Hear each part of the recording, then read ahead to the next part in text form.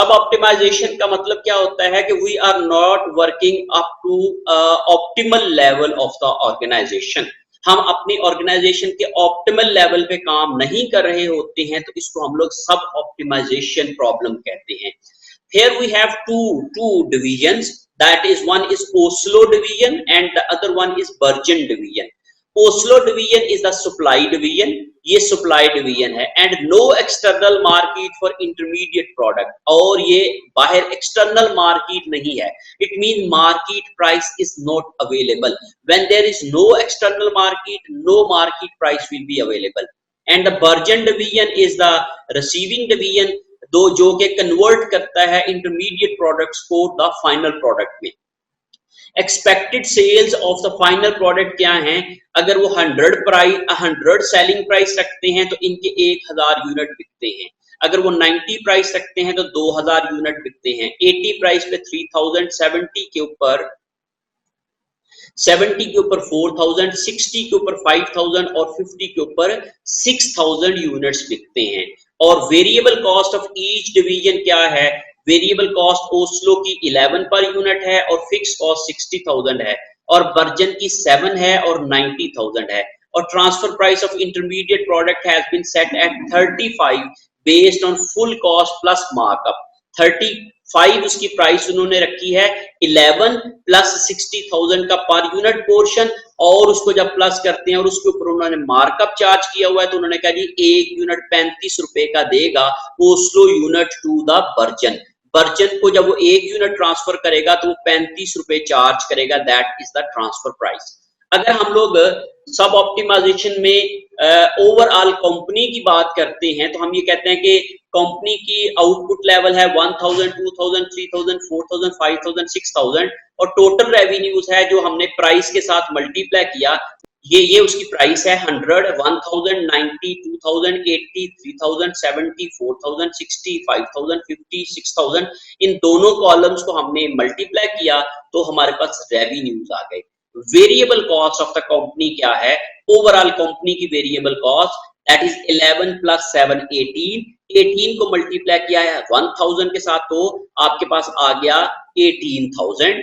अगर आप लोग देखें यहाँ पे 18,000, फिर 36,000, 18 को मल्टीप्लाई किया 2000 से 36,000, 18 को मल्टीप्लाई किया 3 से 54,000, 72,000, 90,000, 108,000। और फिक्स्ड कॉस्ट जो कंपनी की है वो आप जरा गौर करें, 60,000 प्लस 90,000 दैट इज 150,000, तो 150,000 हर एक जगह पे आ गया। जब हम लोगों ने 100,000 में से ये दोनों फिगर्स को माइनस किया तो इस लेवल के ऊपर हमें 68,000 का लॉस हो गया। 2000 यूनिट्स के ऊपर हमें 6000 का लॉस हुआ, 3000 के ऊपर हमें 36,000 का प्रॉफिट हुआ, 4000 के ऊपर हमें 58,000 का प्रॉफिट हुआ, 5000 के ऊपर हमें 60,000 का प्रॉफिट हुआ, और 6000 के ऊपर हमें 42,000 का प्रॉफिट हुआ। तो हमने कहा कि कंपनी ऑपरेट करेगी 5000 यूनिट्स के ऊपर। वो चाहेगी कि एक जो दोनों यूनिट्स हैं, दोनों जो डिवीजन्स हैं, वो 5000 यूनिट बनाएं और 5000 यूनिट जो है वो आगे ट्रांसफर करें। इस लिहाज से चूंकि उनका इस लेवल के ऊपर सबसे ज्यादा प्रॉफिट है, तो इसको हम लोग कंपनी का ओवरऑल प्रॉफिट कहते हैं जो कि इस लेवल के ऊपर है। And company overall wish to operate at 5000 level. लेकिन अगर हम यही कैलकुलेशन सप्लाई डिवीजन की करते हैं तो सप्लाई डिवीजन अगर 1000, 2000, 3000, 4000, 5000 और 6000 यूनिट आउटपुट लेवल रखते हैं तो उन्होंने ट्रांसफर प्राइस रखी है 35 पर यूनिट, तो उनका रेवेन्यू आएगा 35 per unit. 35 multiply by 1000 35,000, 35 multiply by 2000 70,000, इसी तरीके से 105,000, 140,000, 175,000, 210,000। और वेरिएबल कॉस्ट उनकी पर यूनिट है 11 को जब हम लोगों ने यूनिट से मल्टीप्लाई किया तो हमारे पास 11,000, 22,000, 33,000, 44,000, 55,000 एंड 66,000 आ गया। और फिक्स कॉस्ट है उनकी 60,000। तो जब हम लोगों ने रेवेन्यू में से दोनों कॉस्ट को माइनस किया तो हमारे पास टोटल प्रॉफिट या लॉस आ गया। तो इस लेवल के ऊपर उनका लॉस है 36,000, 2000 लेवल के ऊपर उनका लॉस है 12,000, 3000 के ऊपर उनका प्रॉफिट है 12,000, 4000 के ऊपर उनका प्रॉफिट है 36,000, 5000 के ऊपर प्रॉफिट है 60,000, और 6000 के ऊपर प्रॉफिट है 84,000। तो जो सप्लाइंग डिवीजन है दैट इज ओस्लो डिवीजन, वो ये चाहेगा कि उसका मैनेजर ये चाहेगा कि वो किस लेवल के ऊपर ऑपरेट करे, 6000 लेवल के ऊपर, क्योंकि उसका प्रॉफिट जो है वो 6000 के ऊपर मैक्सिमम है।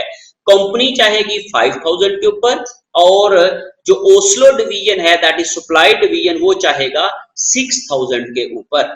अब इसके बाद हम बात कर लेते हैं रिसीविंग डिवीजन की। उनका भी ये आउटपुट लेवल है, और उनका रेवेन्यू जो है वो ज़ाहिर है फाइनल रेवेन्यू होगा, जो कंपनी का रेवेन्यू होगा वही इस डिवीजन का रेवेन्यू होगा, क्योंकि ये मार्केट में सेल कर रहा है। तो 100 प्राइस होगी 1000 यूनिट्स के ऊपर तो 1 लाख का रेवेन्यू, जो 90 प्राइस होगी उनका 2000 यूनिट के ऊपर 180 का रेवेन्यू, 80 प्राइस होगी उनके 3000 यूनिट्स के ऊपर तो 3000 मल्टीप्लाई बाय 80 करेंगे तो 2,40,000 आ गया। फिर इसी तरीके से 70 होगा तो 4000 यूनिट के ऊपर तो 70 मल्टीप्लाई बाय 4000 80,000। 5000 यूनिट्स अगर वो बेचते हैं तो वो उनकी 60 प्राइस होगी तो दैट इज 300,000, और 6000 अगर वो यूनिट बेचते हैं तो उनकी फिर वही 50 प्राइस होगी, तो इस लिहाज से 300,000 उनका रेवेन्यू आ जाएगा। अब वेरिएबल कॉस्ट उनकी कितनी है?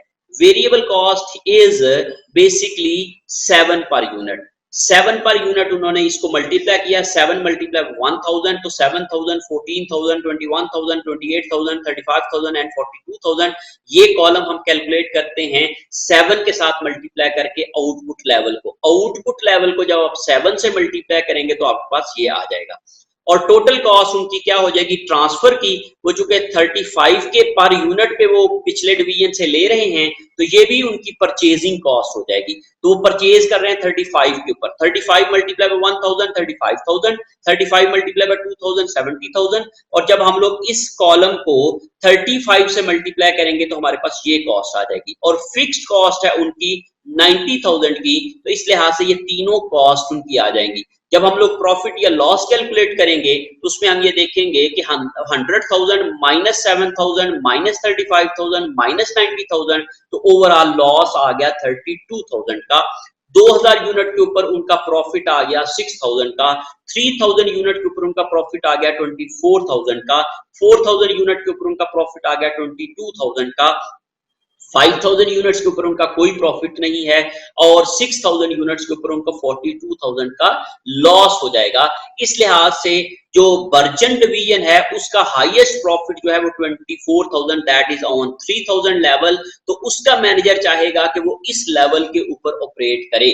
तो अब आप जरा गौर करें कि ये डिवीजन चाहता है 3000 लेवल के ऊपर ऑपरेट करे, जो दूसरा डिवीजन है वो चाहेगा कि वो 6000 लेवल के ऊपर ऑपरेट करे, क्योंकि उसका 6000 के ऊपर प्रॉफिट मैक्सिमम है, और कंपनी चाहेगी कि वो 5000 के ऊपर ऑपरेट करे, क्योंकि उस कंपनी का प्रॉफिट 5000 है। अब यही प्रॉब्लम सब ऑप्टिमाइजेशन प्रॉब्लम है।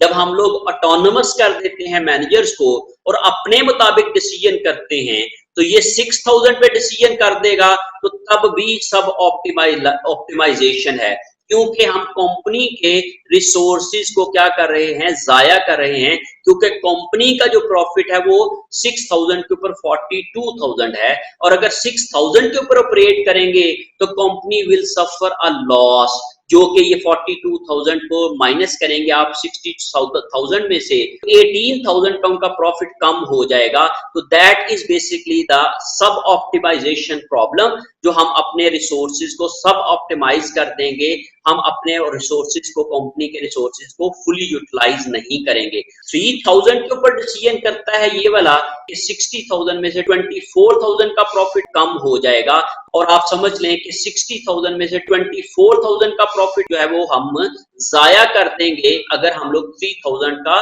लेवल जो है वो सिलेक्ट करते हैं। तो जब हम लोग कॉस्ट प्लस प्राइसिंग इस्तेमाल करते हैं तो उससे सब ऑप्टिमाइजेशन प्रॉब्लम रेज करती है, जो कि ओवरऑल कंपनी के लिए नुकसानदेह होती है। When transfer price is set at 35 which is basically क्या है, cost plus price does not motivate optimum output level for the company as a whole. वो कंपनी को as a whole optimal level जो है वो उसको मोटिवेट नहीं होता है, प्रमोट नहीं करता है। इसलिए हम लोग फिर सब ऑप्टिमाइजेशन प्रॉब्लम को फेस करते हैं, which can be resolved by transferring intermediate product at variable cost. If we transfer goods at variable cost of the selling division, that is 11 per unit, so that is 11,000 in a batch of 1,000, तो तब हमारे पास जो वो company की overall optimal level achieve होगा, जैसे कि इस टेबल के अंदर शो हो रहा है। ओस्लो डिपार्टमेंट की जो वेरिएबल कॉस्ट होगी, अगर वो इस पे ट्रांसफर करेगा तो उसके लिए जो है वो कंपनी के लिए ओवरऑल प्रॉफिट बनेगा।